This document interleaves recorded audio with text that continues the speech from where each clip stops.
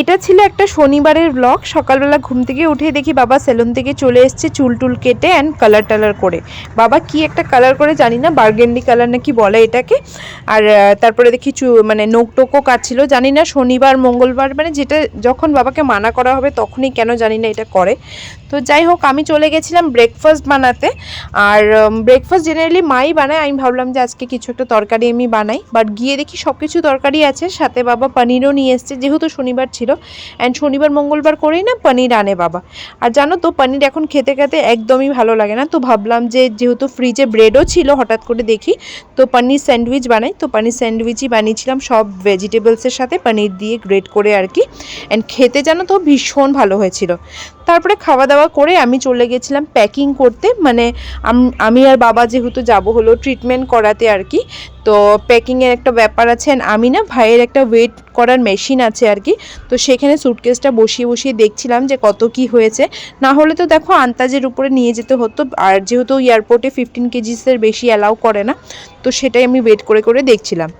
যাই হোক তারপরে হঠাৎ করে না মাথায় এত যন্ত্রণা করছিল কি বলবো, মানে আগে না তেল ছাড়া অনেক দিন থাকতে পারতাম বা কিছু, বাট এখন না খুব বেশি দিন থাকতে পারি না, হয়তো এক সপ্তাহ, তারপরেই মাথায় যন্ত্রণা শুরু হয়ে যায়।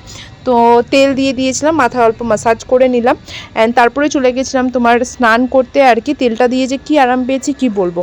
ঠাকুর প্রণাম করে হঠাৎ ঠাকুর ঘরে দেখতে পাই যে বাবা একটা নতুন ধূপ যেটা দেখানো হয় আর কি, ধূপদানি, সেটা এনেছে আর কি।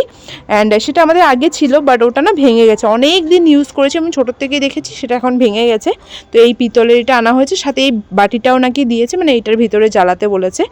তারপরে করে নিয়েছি লাঞ্চ, আর লাঞ্চ করে না আমি এখন দোকানে যাওয়ার জন্য বেরিয়ে পড়েছি। তো বোন বলেছিল যে একটা স্কিন স্পেশালিস্ট আসে আর কি একটা ফার্মাসিতে, সেটা খবর নিয়ে আসে কবে কি আসে বৃত্তান্ত আর কি। তো গিয়ে জানলাম যে উইকলি ওয়ান্স আসে। আর তারপরে চলে গেছিলাম আমি এম বাজারে, আমার কিছু জিনিস নেওয়ার ছিল, তারপরে যাব হলো দোকানে। এই যে এদিকে দেখ, এই যে হাই বলো, হাই বলো,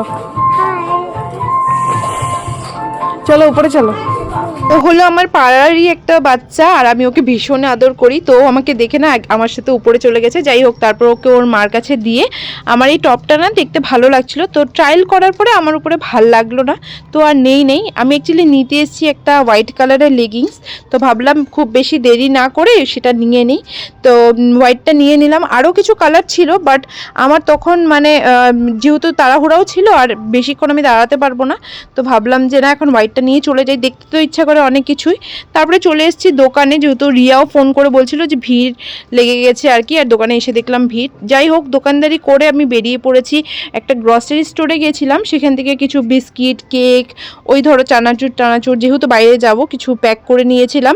অ্যান্ড তারপরে চলে গেছিলাম বাড়িতে গিয়ে দেখেছি যে বোন না একটা ভেজ পোলাও কাইন্ড অফ বানিয়েছে, আর আমি না আলু ভাজা কেটেছি, মানে আলু আর পেঁয়াজ কলি একসাথে করে ভাজবো।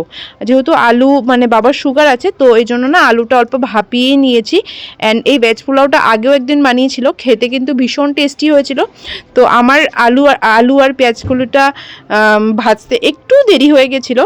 যাই হোক মানে ভাজা হওয়ার পরে না খেতে কিন্তু ভীষণই টেস্ট লেগেছিলো। আর জানো তো তখন রান্না করতে করতে হঠাৎ মনে পড়েছে যে আজকেই মানে রাত্রেবেলা অমাবস্যা লেগে যাবে, তো আমার মাথায় শ্যাম্পু করতে হবে। তারপরে ওই ঠান্ডায় জানো তো খাওয়া দাওয়া খাওয়ার পর মানে মাথায় শ্যাম্পু করলাম। যাই হোক এই ব্লগটা কেমন লাগলো জানিও, দেখা হবে নেক্সট ব্লগে। Till then tata.